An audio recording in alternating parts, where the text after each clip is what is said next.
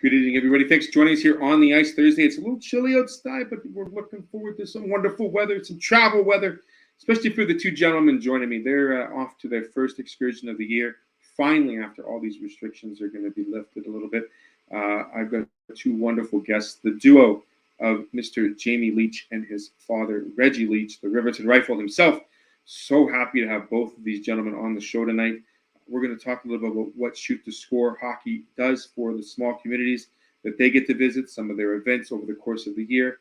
Might get into some story time. I hope we get to find out a little bit about the LCB line. We'll talk a little bit more about the difference in generations and growing up in the NHL. Obviously, Reggie playing in the NHL and Jamie as well, but more importantly, looking at Jamie and how much he enjoyed visiting all the rinks as a youngster and growing up and playing minor hockey in the States. A little different road compared to Flin Flon. And nonetheless, we'll get into all of that and more here on the ice.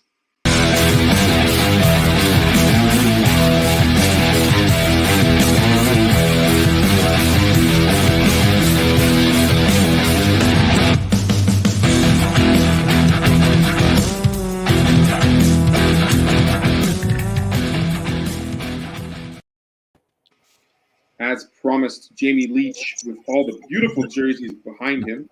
And the Riverton Rifle himself, Mr. Reggie Leach, enjoying life at the cabin. I hope you have a lot of heat up there, Reggie. It's full blast. It's pretty cold here this week. Well, hopefully lots of snow, but that's okay. So. Right on. Well, I want to thank you both, gentlemen, very much for spending some time with me this evening because, to be honest, like personally, how happy is it for both of you? Let's start with you, Reggie, to know that you can finally travel a little bit and get back to doing what you love. Well, for me, it's great because I haven't traveled for 2 years. I think actually this is my second plane trip I had. Prior to that, I was doing about 125,000 miles a year before all this broke out. So it's to me, I'm pretty excited to go up north, to do the hockey schools again and stuff like that. So you're hanging around with Jamie for 2 or 3 days, and so it's to me, it's always good to be on ice, and especially with the kids. Does it make you feel young again, Reggie, hanging out with not only your son, but, the generation younger than that? Well, it does. It does. It's just hanging around with the kids and talking to them and seeing how they're learning and what they're doing on ice and just being around them. It makes, to me, I feel great because it's something I like to do. I always blame, at my age right now, I blame everything on the Zamboni Iceman. Because ice is too slow for me nowadays. So they got to make that ice faster for me. Maybe it's, I can't blame it on myself. I can't say that I'm slow now. So it's, but it is funny. It's something that I'm always looked forward to is doing the hockey schools with Jamie and that. So it's, and maybe we'll get back to normal this year. I hope so. Jamie, give me your thoughts about how important it is, just real quick, on getting back to the travel and looking forward to getting into those communities once again. This winter we had a couple of communities we could have went to, and both got canceled because they had a small little outbreak in their community. So I'm looking forward to getting in the truck tomorrow and driving up north and visiting a different community. That's something the reason why we started Shoot to Score Hockey is so we could do this, so we could bring our knowledge up to communities and not have communities send down to Winnipeg or big cities a bunch of players. Well, we'll bring 2 or 3 of us up to your community and we can work with our players. So something I've definitely missed. I've definitely missed traveling. I've traveled a little bit, not very much. So I'm looking forward to going to Pine Creek First Nation and just seeing what's going on there. So what I understand with Pine Creek is because of the pandemic, they've been shut down, not doing a whole bunch of even their hockey's kind of been shut down. So they're trying to rejuvenate the sport in the community. So that's what I'm looking forward to. Let's go there, have some fun, work with the players, and hopefully, we can get hockey back going in this community. Reggie, I got to ask you first and foremost, how did you get into the sport of hockey? I mean, there wasn't much. You didn't have much growing up except lots of siblings. Well, that's true. I didn't start skating till I was 10 years old, and I'm from Riverton, Manitoba. And I always tell the story that I was the greatest goaltender of all time when I was a young kid because I was short and fat. I covered the net, so I always played goal until and I started skating when I was 10 years old. So it's from there, they couldn't get me off the ice. I took figure skating for 4 years, and anytime there was ice available, I went on. So it's something that it was in my blood, and I really enjoyed it. Figure skating isn't something a lot of hockey players do. Tell me why you attracted, just because of the amount of ice time you were able to grab from playing figure skating as well? Or? I think most of the thing was that figure skating, and back then I remember it was Wednesdays and Saturdays they took the ice time, and then for me to skate I had to join, so I joined it, but I didn't realize how much it was going to help me with my skating when I became 13, 14 years old and stuff like that. So it's something that at the time I didn't really realize how important it was to learn how to turn properly, and the things they taught us at that time. Jamie, did you ever put the figure skates on? No, I wish I did. My biggest downfall was my skating, right? I mean, I could shoot the puck, almost better than anybody. My downfall was I just couldn't get to the puck, right? Or couldn't get open. So, it's one thing that, if I could, and I even tell players that I work with now, I work with a lot of players now. Trust me, I know you hate the skating, you hate the tight turning, you hate the crossovers. I said, but trust me, this is what you need to do to be successful. Now you have to be able to move. So, no, I couldn't do it, Theo. I would definitely toe pick every time I put the figure skaters on. I think I did it for 2 years, and then they showed me the toe pick skates I'd have to transfer to, and I said, that's it, I'm done. Yeah. I'll do the circles, I'll do the tight turns, but after that, no more toe picks. I'm sorry. Oh, yeah. If your dad is called the Rifle, and you've got a hard shot as well, Jamie, what would your nickname be if you had to give yourself one? Oh, I don't know. That's a tough one. I haven't heard Pop Gun, all that kind of stuff. Pop Gun. Yeah. No, you know what? My dad. Jamie the Cannon. Yeah, there we go. My dad and I have two different shots. He was more of a slap shot or a snap shot. I'm more of a quick wrist shot. My thing is, when I get the puck on my stick, it got off my stick as fast as I possibly could. So it was more of a quick wrist shot. Was that a generation thing? I mean, Reggie, you grew up with the Golden Jet, or playing against the Golden Jet and Makita and those guys. And Jamie, you were more of a guy in front of the net. You liked the dirtiness, quick shots in front.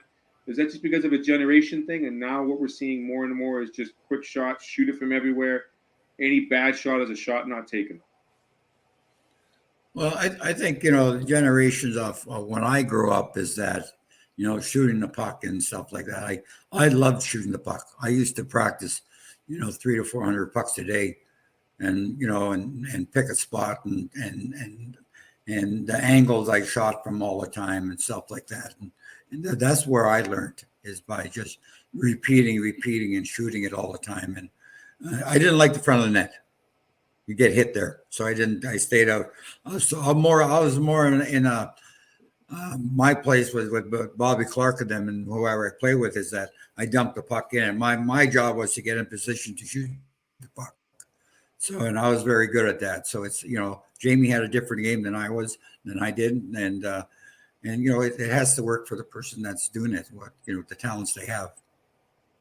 No doubt. Jamie, I was lucky. One of the, especially when Pittsburgh, when I was kind of, I was with Pittsburgh, not playing a lot, but Tom Barrasso would always grab me and say, "Hey, come shoot on me." And he liked me shooting on because I had that quick release. He wasn't used to it, right? The puck would come on, and it wasn't a one-timer. It was a puck was on my stick and off my stick, and so that's kind of where I kind of tried to hone my craft, is get it on and off, and then kind of towards the end of my NHL career, I was on Hartford. I got the pleasure of playing with Tim Kerr, and we were, he was obviously an unreal power forward, and and he was telling me what he does in front of the net. He just leans on the stick. You get as hard as you can on your stick. The puck comes to you, and you just lean on it, and the puck comes off. And so that was kind of I kind of mixed the two a little bit, and just I'm one of those players. I'm one of those coaches that tell the players to let the stick do the work, right? Grab your stick and let the stick do the work. Gentlemen, you're a pair of players, family, that a lot of NHLers can't, really put a name to, or you put a name to, sorry, but they can't do what you did, because, quite frankly, you're the first pair of father-son Indigenous players who have their name on the Stanley Cup. How is that an important thing to you? Is that just, fact? or how do small communities, people you run into, how important is it for them to know that fact about you uh, in professional hockey? My my opinion about that, I think is great. I think it's I think it's a wonderful thing in our First Nation world to have Jamie and I as father and son Stanley Cup winners, because it never happened before, and I think that the work that we do and what we do for our First Nation communities by giving back and doing these schools um, and I do a lot more talking than Jamie does in a lot of these communities. But it's every community you go into is different. Doesn't all the communities aren't the same. Everybody think they are, but they're not. But being First Nation and representing everybody in the country, that's to me it's a very proud moment for both Jamie and I to what we have accomplished as father and son. And we both went two different routes. I played my junior in Flin Flon. He played his junior and started his career in Cherry Hill, New Jersey, and then came back to Canada to play his junior. So it's a different time that I played, in the 70s and early 60s compared to Jamie's playing in the mid 80s to the 90s. So it's a completely different hockey game. Jamie, a couple words. It's always good to be the first at something and be the first, Aboriginal, Indigenous father and son to win the Stanley Cup as players.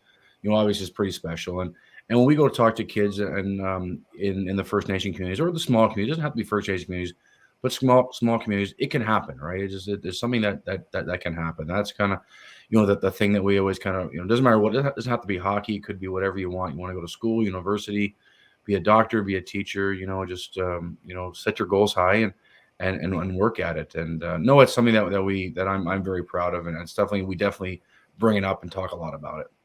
Well, it certainly is something that's very important to everybody to know, because it doesn't happen. Has it happened again since the two of you done it the first time? As players, no.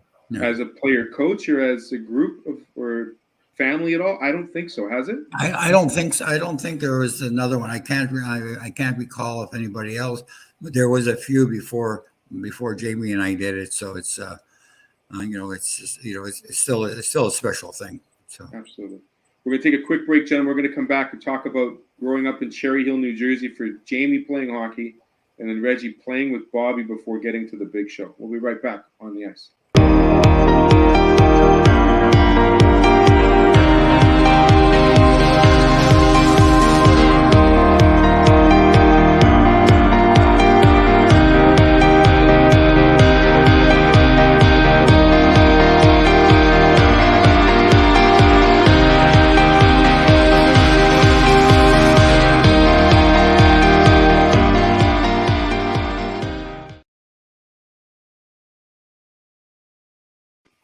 Back here on the ice with Jamie and Reggie Leach, father-son duo.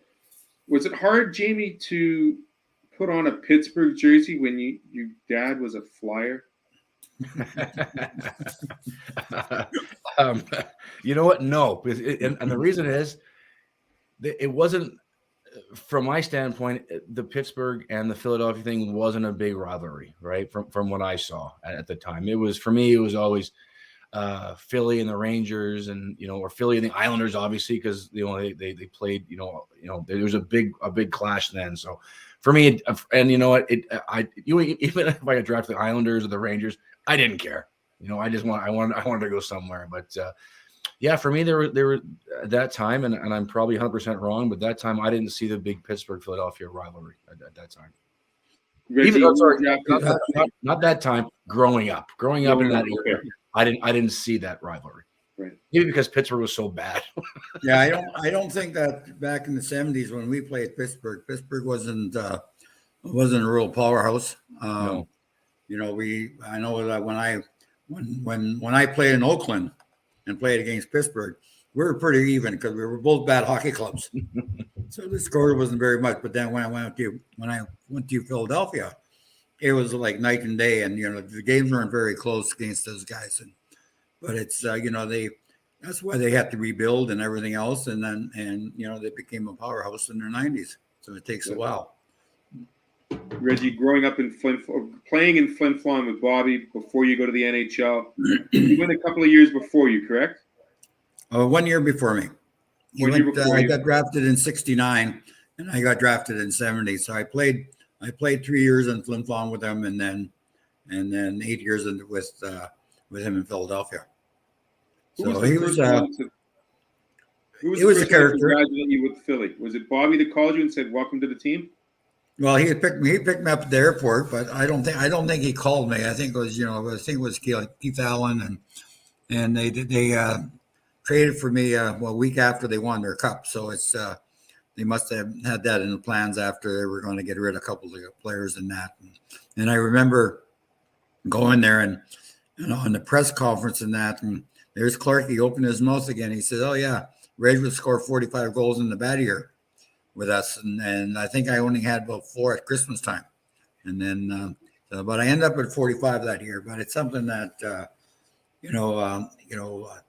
going from one team to another is complete differently. Because when I went to Oakland, to me, it was just putting in time, playing hockey, getting paid, and having fun. We had no coaches there. You know, we had a guy that was leading goal scorer in the American Hockey League. You know, and then the next thing you know, he's the head coach. And we figured him out pretty fast because he used to scrimmage us. So we would let him score 2 or 3 goals. Then he would say, "Okay, that's enough for the practice. We go." That was it. So that didn't. So we didn't. And then for myself to go to Philadelphia, it was like night and day. Now I had to learn a system. I had to be disciplined. I had to be part of a family and a team. And it took me a while to adjust. But it was like it was actually run sort of like Flin Flon when we were together in Flin Flon as a team stuck together, and that's the way it was for the Flyers. Were just because of Clarkie was successful in Flin Flon like that, so that's where they bought into Philadelphia. Jamie, before we get to Detroit, you growing up as an adolescent teenager watching your dad play, I got to ask Reggie, how did the B get added to the LC line? Well, I think we started right off the bat. I remember putting us together right away, and Freddie and them, they were very patient with me because like I said, I had to learn everything. I had to know where I had to be at certain times and everything, practicing all the time and stuff like that. And it was something that I wasn't used to. I was used to, if I wanted to play, I played. If I didn't want to play, I didn't play. But come to Philadelphia, you had to pretty well play, else you weren't going to be on a club. And there was rules and regulation that you had to follow.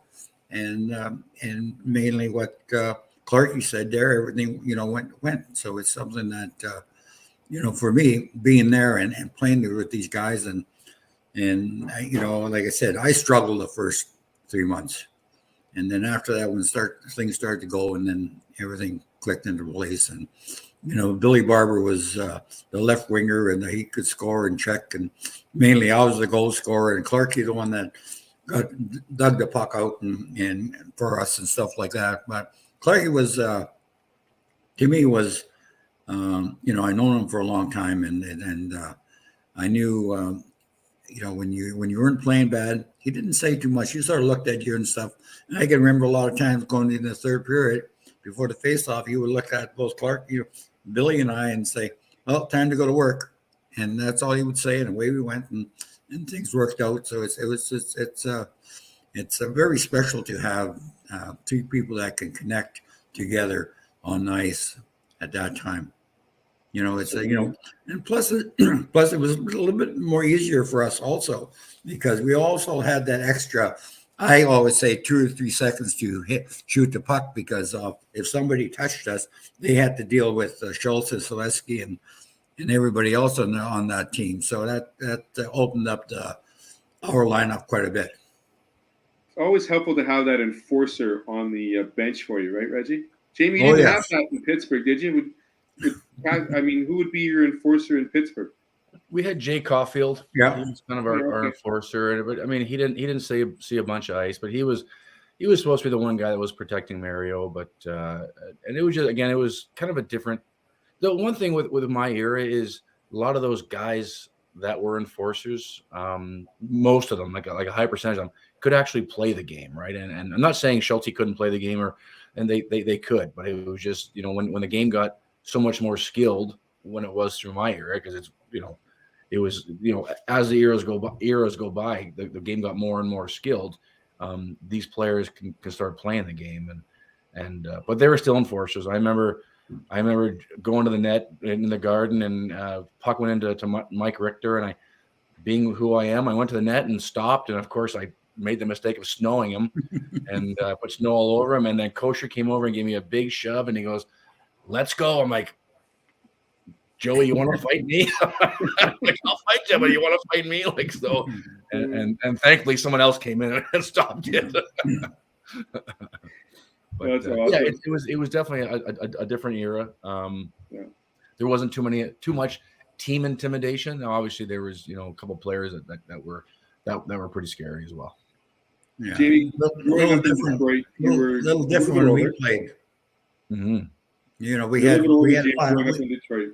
We had 5 or 6 guys that fought all the time. So yeah, absolutely. Is that part of the game missing now, you think? Do we need fighting still in the game, or is it a different type of enforcing that's required? Well, today's hockey is I actually love watching today's hockey. I believe that these players are really skilled and everything else, and what they can do with their speed and everything else, and shoot the puck. My God, they can shoot the puck. But it's I always say that a lot of them couldn't play in our era because I don't think they're tough enough to play in our era. But there's a lot of times that a lot of us couldn't play in this era either. So it's a big different decade of hockey. And these kids today is that they get hit on the arm a bit or their glove, and they flop on the ice like they got shot. And that's what the one thing I don't like about it is that it's they have lots of time to shoot the puck. They got lots of time to make these beautiful plays. And in our area and part of Jamie's area, you couldn't do it. Else somebody would have broke a stick over your arm or your leg or whatever it is, and might get 2 minutes for it. Jamie, do we need enforcing in the game still? I think we do, and I think the reason is the one thing that I don't like, and I agree with Dad. I love the game now. I love how fast it is. The players that I work with now, like the older players, the stuff that they can do with the puck right now is just, it's unreal how fast they do it. I don't like the part of the NHL I don't like now is when it's an absolute, when a player puts himself in a vulnerable spot and D-man steps up and hammers him, and it's a really clean check. I don't like the stuff after that. It was a clean check. It's done. Move on, right? And that's one thing that I don't like. But one thing that kind of happens as well is a lot of players that, not the enforcers, the guys that do fight, they will go out, they'll fight, they'll do their thing, and then it seems to be forgotten. Okay, now it's done, which I'm okay with, but I don't like the clean check, the clean hard hit, which we all want to see. Let's call a spade a spade. I love a good check. I love seeing guys get rocked when they shouldn't have done what they shouldn't have done, kind of thing.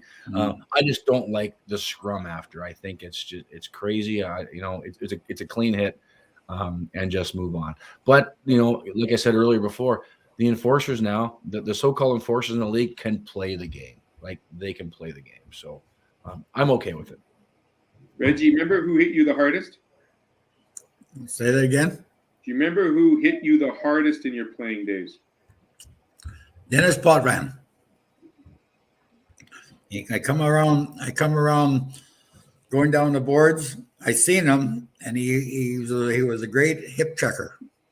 And he hit me, and I went flying in the air. I actually have a picture of it, of me going around back on the ice again. But that was probably the hardest hit I got, from somebody on I got hit with a puck and I got knocked out in that. But I never really put myself into that area to get hit that much.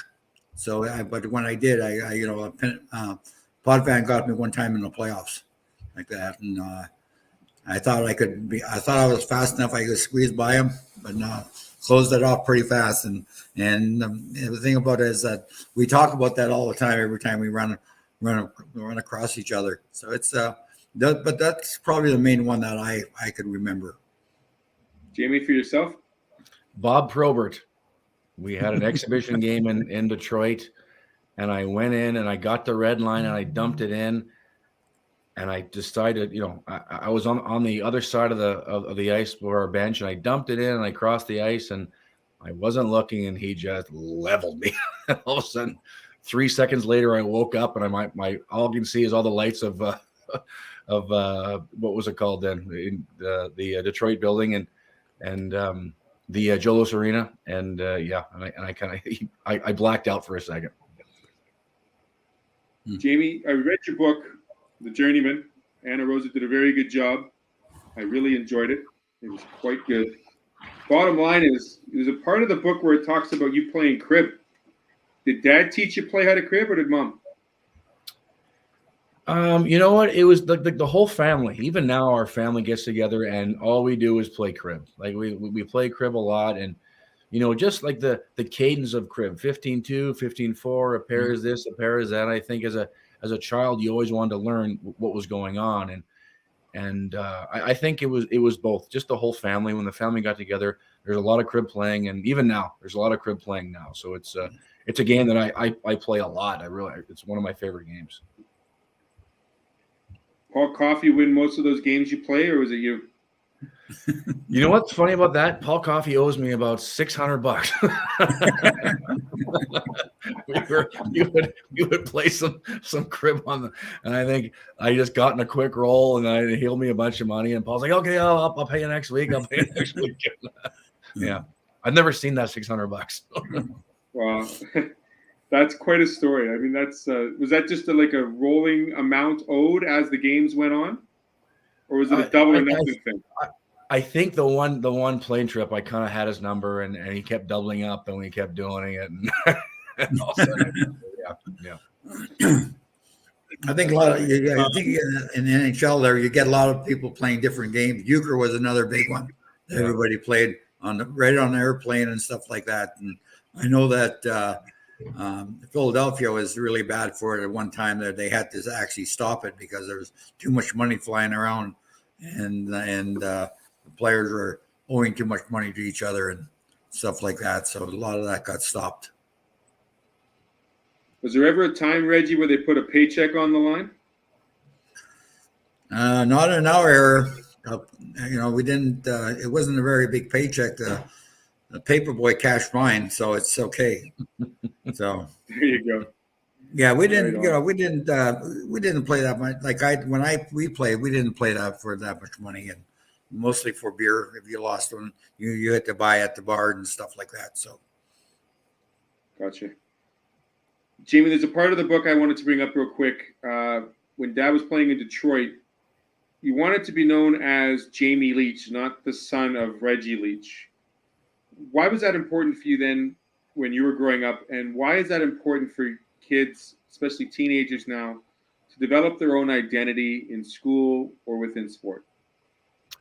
Well, I mean, growing up in Philadelphia, everyone knew who I was and who my dad was. And so when I did go to Detroit, I just wanted to, just be that new kid from Philadelphia that came into school. And I actually almost pulled it off. There was about a month into school, and then the teacher decided to have us stand up and tell everybody what your parents did for a living.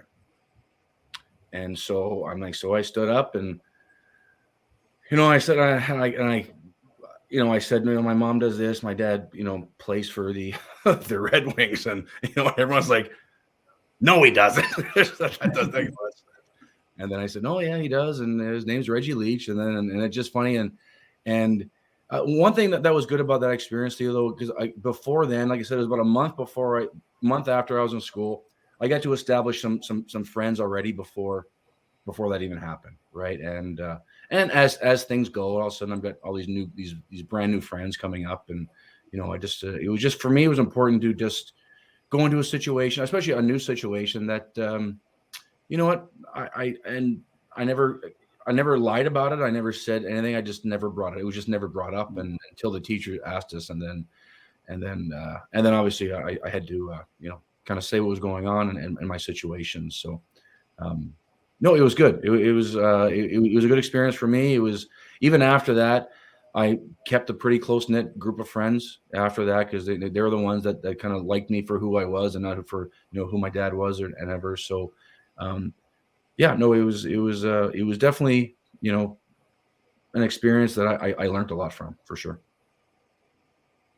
Switching gears a little bit, Reggie, Jamie, do you guys both have your puck that you scored your first NHL goal with? No, I don't. My first goal was actually my first goal in the exhibition game was against Bernie Perrant when I was in Boston. I remember that because I come over the blue line. I let a slapper go, and then I talked to Clarkey, and after the game, and Bernie, I got to meet Bernie, and Clarkey says, "I told you that kid could shoot the puck, didn't I?" So it's but my first goal was against Glen Hall, and when I was playing in Boston, I didn't get it until January, but that was my first goal. And Jamie, Jamie, you took a couple of whacks to get yours, right? I did. My yeah, it was one of the, I remember distinctly. The puck went from low to high, and I kind of curled around and went to the slot like I do, and Paul Stanton shot it. Patrick Waugh saved it. It went right on my tape, and it was going bar down. I took a whack at it and missed it. And then it hit Patrick Waugh, and I whacked at it again, and it went in. So it was just one of those things where, but who cares? It wasn't how, it was just, it was in, right? So, but yeah. And I was lucky enough to score against, my first goal was Patrick Waugh. My second goal was John Van Beesbrook, so my first couple of goals were pretty special. And my second goal against Van Beesbrook, I actually got a chance to fire the puck, and I fired it and I beat him. So, which was pretty cool. There we go. Very cool stories. Gentlemen, we're heading up to Pine Creek First Nation this weekend. Talk to me a little about the schedule, what's going to happen over the couple of days, and what's the most important part of getting back into a regime, a schedule of visiting these communities again. Well, I get to go up, and I'm only on ice, I think, for one session per age group for the whole weekend. And my stuff there is I'm going to speak to the communities. I think they got a couple of things set up at the elders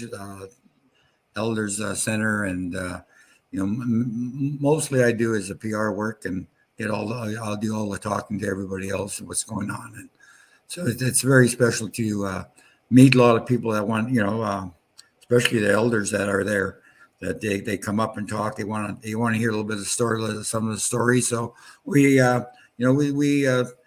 talk about stuff like that. We tell them good stories, and we move on with a lot of everything else that's going on in town.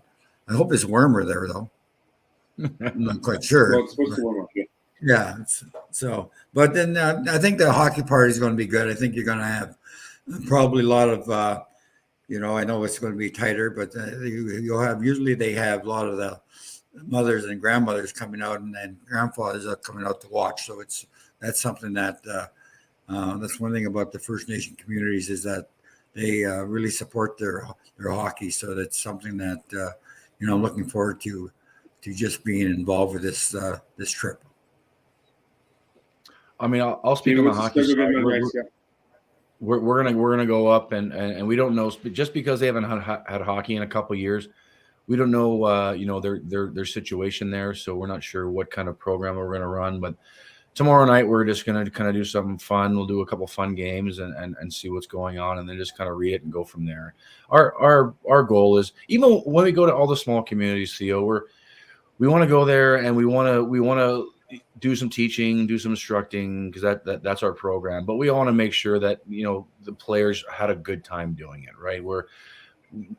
Even doesn't matter if we're here in Winnipeg or up in Pine Creek, we've kind of gotten away from the skating as the right, left, right. Like we've kind of like you can teach skating in more of an enjoyable manner, and that's we want to go up there and we want to see kids improve, and but even importantly, we want to just have kids just enjoy the game, and the only way I know how to do that is to play. Right, let's play and let's get them scoring some goals, getting enjoying the game, and having some successes, but not successes, but just enjoying the game for sure. I think one thing about the Shoot to Score program is that, we is that Jamie has gone into a lot of communities for the last 7, 8 years, 9 years, the same community, and what I get a kick out of is that, we've seen start off with kids that are 6 years old and they're still in the camp when they're 12, 13 years old. So you see them grow with us and how well they are at 13 years old and what kind of hockey players they are and what kind of how they turned out as young teenagers and stuff like that. So that's really rewarding, and going into these communities and they come up and talk to you because they know who you are and stuff like that. And then I think that's very important, especially the northern communities that we go into is, Cambridge Bay and stuff like that. It's to me, it's very special to go up those areas and the kids really appreciate what we do with them and stuff. Usually the first day they don't talk to us. They sort of feel us out, and then after the second day, you can't shut them up. And so it's really neat. I even today is that a lot of them are my friends on Facebook and stuff like that. So to me, it's very special to have them still part of our journey as Shoot to Score. We talk about this generation getting into the game a little differently. Shoot to Score, I feel, is more than just hockey. It's about building relationship with a sport, introducing sport and culture in a different way. Obviously this season starts off for you next weekend. You said Cambridge Bay. Where else are we heading to over the course of the spring? And the annual golf tournament, I still have yet to attend, but that still is on the go in August, correct, boys? No, we changed the date to June 24th this year. Oh, so it's early now. So yes, yeah. So we didn't want you to be too sharp by August, so you can come out and it's a good turnout. I have done this tournament now for 3 years. Three times in my hometown of Riverton, and first time it was for the minor hockey system, and second time was for the Riverton Heritage Center, and this year is for four different groups in town. So it's we have been doing really well with it over the years. That the money that we have brought into Riverton to help them out, and Jamie's there with his little contest of putting contests and stuff like that. So it's really working well. It's the people really support. The Shoot to Score, besides the Shoot to Score program and the Reggie Leach Classic, it's really it's getting bigger every year. It's like last year we had 160 golfers, and this year we'll probably do the same. So it's going to be comfortable going there and seeing all the people again. Is that up at Clear Lake again? No, we're in Hecla Island. Hecla, sorry, that's what Hecla. Yeah, Hecla Island, yeah. So you're going to miss it again this year, right? Very cool. Who's the better golfer? He is. Jamie is. I just go and have fun, whack it. Yeah. Who takes the game? It's not fun playing on the short green grass all the time. You got to have adventure and go into the bush and There we go. I think that sounds more like an excuse, Reggie. Anybody can go down and shoot 3, 4, and 5, right? Not too many can do 6, 7, 8. So that's fun though. Jamie, the last word goes to you, my friend. What do you intend to do this year and upcoming years?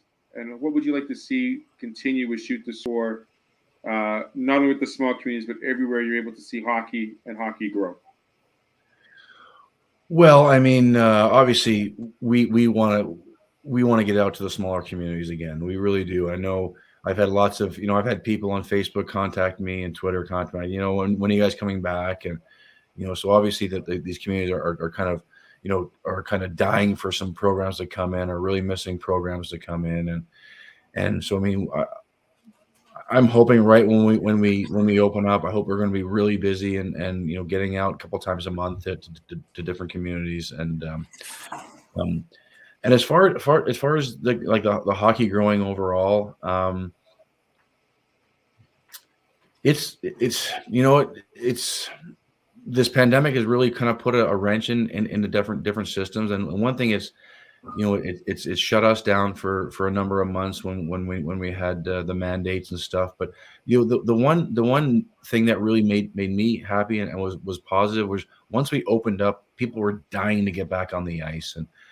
And so once we did have our camps, the last year and a bit, percentage wise, our camps have been extremely well attended, because kids just want to get on the ice. They want to get out of the house. They want to do what they have to do. And hopefully we can get back to normal, and let's normal pretty soon. And it sounds like we might. And let's just get back on the ice and start playing. It's funny because my son's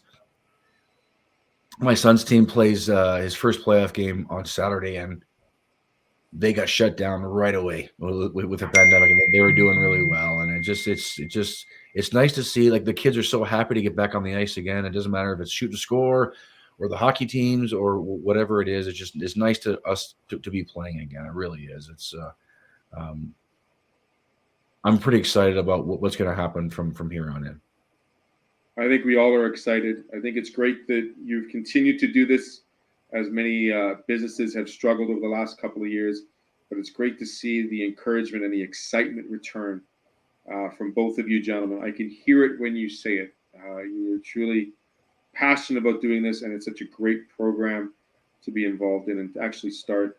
I want to thank you both for joining me tonight. Does anybody like to say hi to Jamie? How do we get more in touch with you with Shoot to Score? Where do they find you online, on Facebook?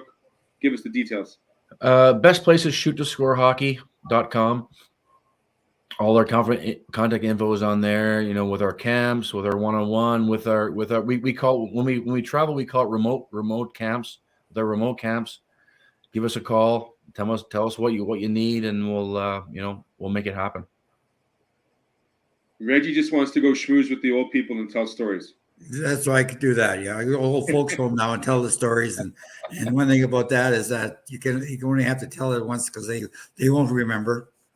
So it's but it's like I said, I want to thank you for bringing us on, and the Shoot the Score program is very special to myself and to Jamie, and we do, like you said, we do more than hockey. We try to point the kids in the right direction, and I think it's very important about. Life is all about choices. So if we can get the kids to do the right choices, and everything else is part of the Shoot to Score program. Dad has the Flin Flon Bombers jersey. Jamie, do you still have your Team Canada jersey? I do, but I'm embarrassed to say I'm not really sure where I've packed it. I do. I have I never got my World Junior jersey, but I got my Spengler Cup jersey. Okay. I put it away, and I'm not really sure where it is. Unfortunately, I've got every other jersey. I don't have that one.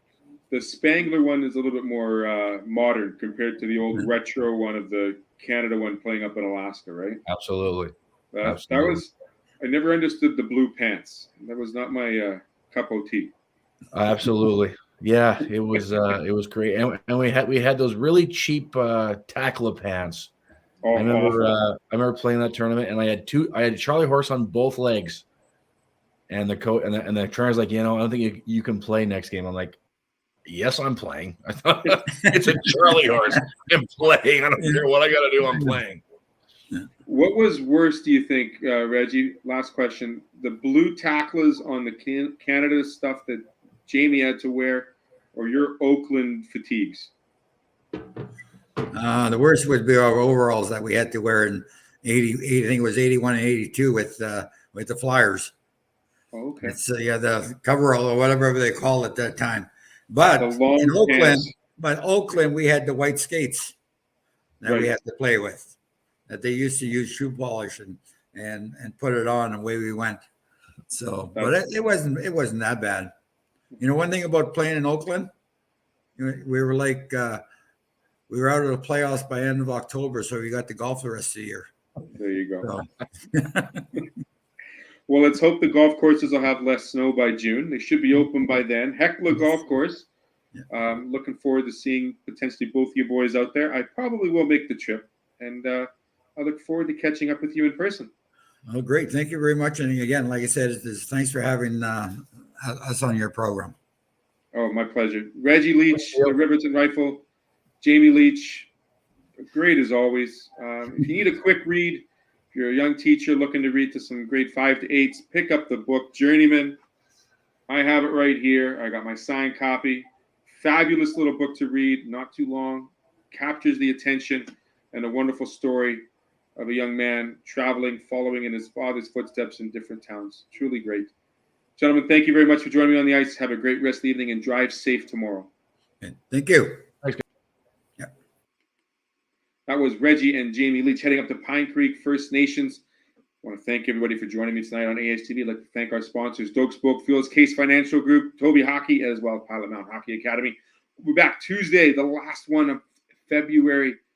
Have a great rest of the weekend. It's going to get warm, so enjoy some of the weather out there. Get the skates sharpened, boys and girls. Take that out to the rinks. We'll talk to you later. Have a great rest of the evening. Of course, bringing more goodness to the greatness here on ASTV, wherever you watch your shows, now on Roku and Apple TV as well. Thanks for watching. Good night.